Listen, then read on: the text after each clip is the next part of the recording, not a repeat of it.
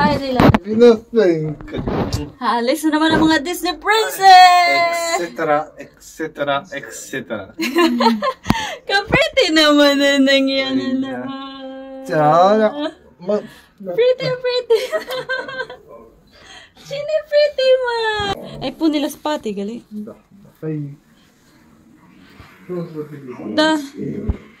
Yung inkis na televisor. Yung aming OOTD, nag-jacket kami kasi malamig nga sa labas. And yung aming tatay is magdadala ng aming bag.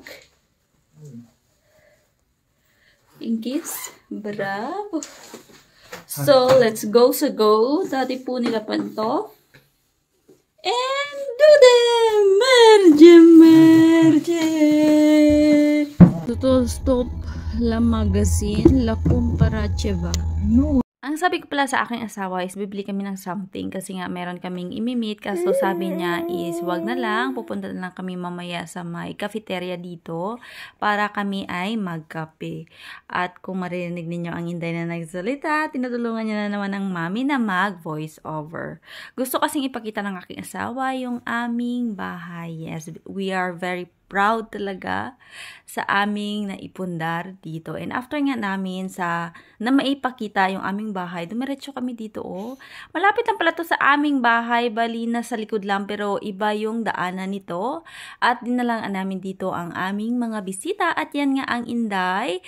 Karga-karga siya ng kanyang buniko. And super ganda pala ng view dito ah. Merong suba na pwede kang mangisda dito at may nakita nga kaming nangingisda kasi nga super ganda ng weather.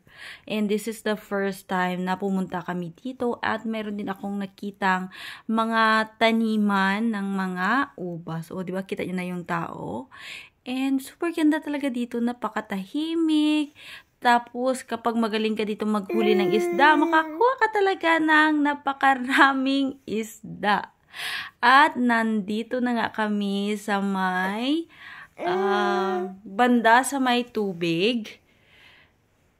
Kita nyo, di ba, may mga bangka-bangka dyan. Tapos, ang napakagandang scenery dito. Pwede ka rin ditong mag-camp ba during summer. I think maraming mga tao dito yung pumupunta. At tingnan nyo naman yung araw, oh. Perti ang iyang sila. Kay perti ka nami isang panahon subong. That is why pumunta kami dito at nakita yung napakagandang view dito lamang sa aming place. At yan naman yung Inday, o diba? Hindi talaga umiiyak yung Inday kapag mga lalaki yung nagbubuhat sa kanya. Pero kapag mga babae is grabe gidyang iyaibi.